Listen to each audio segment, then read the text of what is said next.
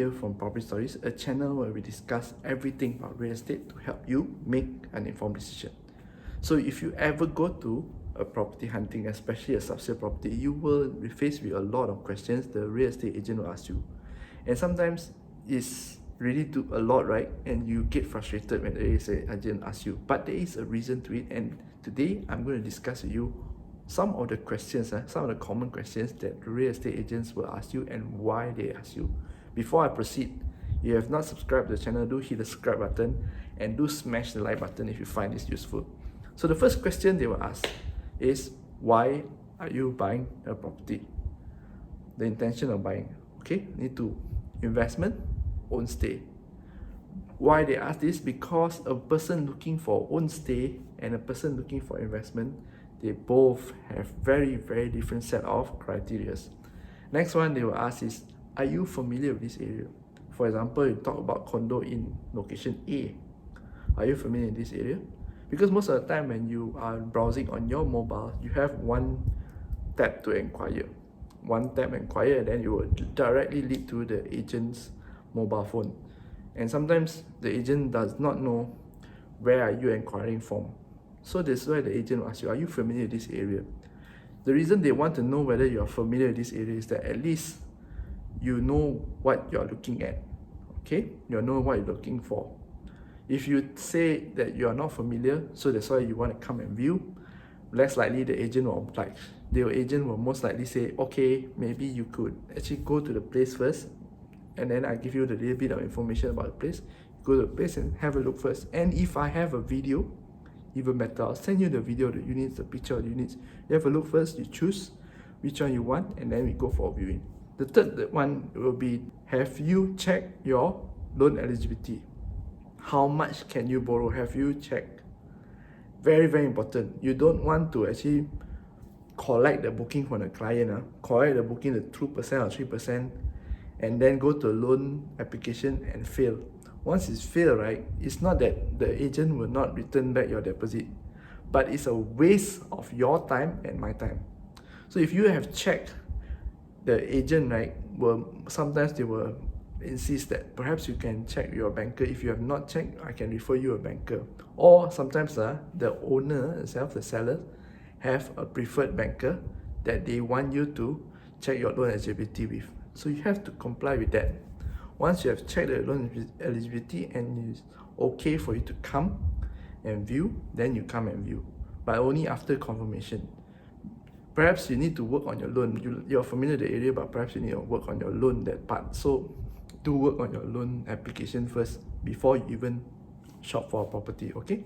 So you know how much you can borrow and how much you are eligible for. The next common question is, what is your budget? Why, Kenny, the question seems redundant. I click on the property, I know the asking price, that's my budget lah. Well, you might be right, but we don't know how many properties we actually click and press, to inquire. And we only get that one inquiry. We don't know how many 100 inquiries you send out. So that's why we need to ask, what is your budget here? We want to know how much are you willing to pay a month for the property, okay? Like for example, if the property is 500,000 and you take a 35-year loan, easily you need to pay 2,500. Are you willing to fork out a 2,500 a month for that property? And then also, if your loan eligibility says that you are eligible only for 500,000, but your budget here, you say, okay, I want 800,000. It is a mismatch between your budget and your eligibility. You may need to bring down your budget and look for houses that is about 500,000 that fits your loan eligibility. That is the reason why we ask. There's no point bringing you to view houses that is way beyond your budget and you can't afford it, because that will be a waste of your time and defeats the objective as well. The next question we will ask is, do you have any preferred location? Preferred location, like you can say it's PJ, maybe Subang, places. This kind of question we ask because we want to know which area to show you. We can't be showing you around the whole Klang Valley, right? You need to narrow it down. So most of the time, from my experience, people will choose the place where they work, closer to their work or closer to where their parents is, their family is, their friends, so they will choose that area. For example, you are in PJ, you are staying in PJ, most of the time you'll be having like drinks with friends, or parents are staying in PJ, so that's why you would like to choose in PJ to be closer to your parents. If you move also, maybe you move to Subang because of work, or maybe near closer to Shah Alam or something like that. They won't like move all the way around Klang Valley and then say that, okay lah, actually any location I can. The moment you say any location you can, right, the real estate agent will tell you, okay, perhaps, sir, you can actually go back and think about which location you want first, and then come back to me lah. These are properties in this location that you want. Perhaps maybe others, you can think about it first before you come to me. So you have not chosen the location. I suggest that you just shortlist 1 or 2 first, and then start looking around that properties around that area. The next one, the agent will also like to know whether you have seen any properties in that area you have shortlisted. And if you have seen and you can remember how many, it's even better if you tell the agent, so that the agent will not bring you to see a same place, same unit, so you won't waste everybody's time. The last question I usually ask is, have you watched the home tour video?